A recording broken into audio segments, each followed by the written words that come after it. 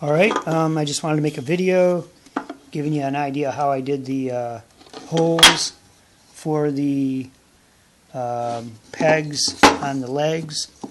And what I did was first, before I cut this into a leg, into the shape, I went ahead and drilled the holes for the pegs that'll hold it onto the bottom of the stereo console.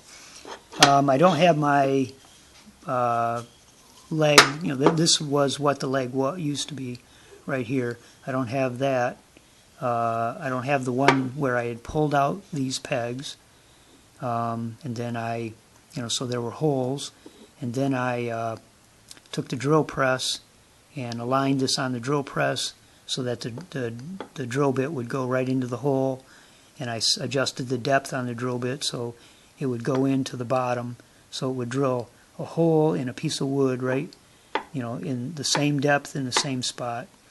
Then I took my block of wood and matched it up in the drill press, and of course before I cut it, which made it easier, and I drilled all the holes in the blocks of wood, the 4 blocks of wood, in the same spot. Then again I went ahead and moved down to the second peg and lined it into the drill press in the vise. Got the drill bit to again hit that hole exactly and go down to the right depth, and then I just moved in all my other blocks again. Did the second hole and then the third hole. Now let me show you if I can get over here. I've got a mess in here, and my light over here is not working today, so let me go right over to the drill press. Now this is the kind of vise that I have. You can get these at Harbor Freight. They're not real precise, but they really are great. For the home fabricator, builder, whatever. Of course, it moves left and right, forward and backward. The table on the drill press actually rotates around, and it moves up and down. So, and this is just a regular floor drill press. Now, you can see here I still have the drill bit in there. So what I would do is put my block of the old leg, and put it in there, and then line it up, adjust the vise and everything, and then line it up. So, and then adjust the drill bit depth. So every piece of wood that I put in there, say if I lined it up with the edge, slide the wood up until it got to the edge, then I would drill the hole. It'd be in the same spot, any piece of wood I put in there. Okay, and then of course, as I showed you before, you just move on to the next one. You adjust your vise and move on to the next hole. And of course, the depth is set the depth, and everything goes pretty smoothly.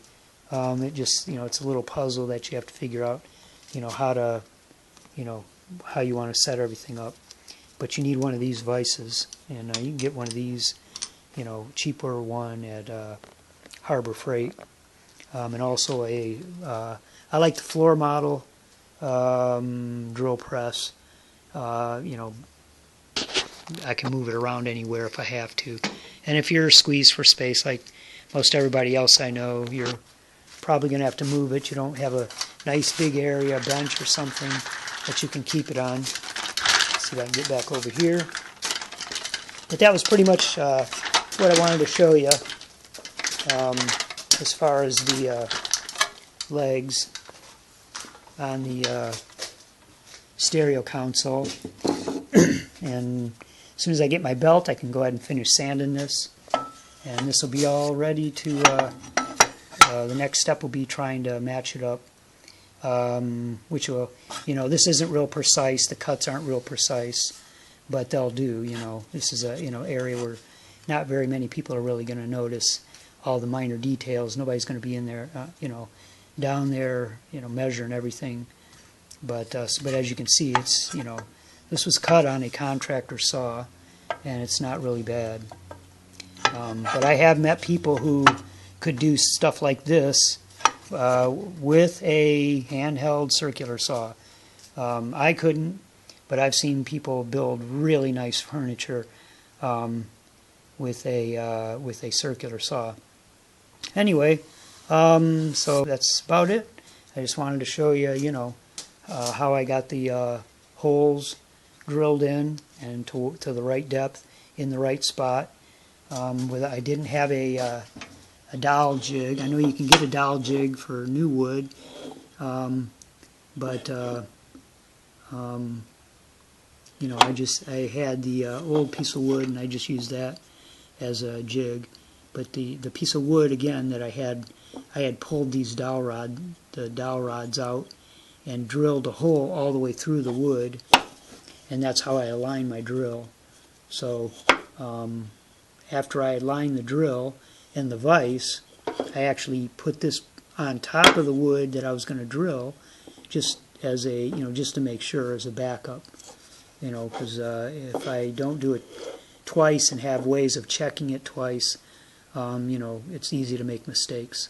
All right, I hope this really isn't, these videos really aren't for people who know what to, who've messed around and know what they're doing anyway, but maybe for the person who's just trying it for the first time or something. It's all like a little puzzle, but you can figure it out, and it's kind of fun. The one thing I never do is I never let myself, since this is for fun, I don't let myself get into the mindset of like, I got to get it done, I got to finish this piece today or whatever. I make sure I don't take the fun away.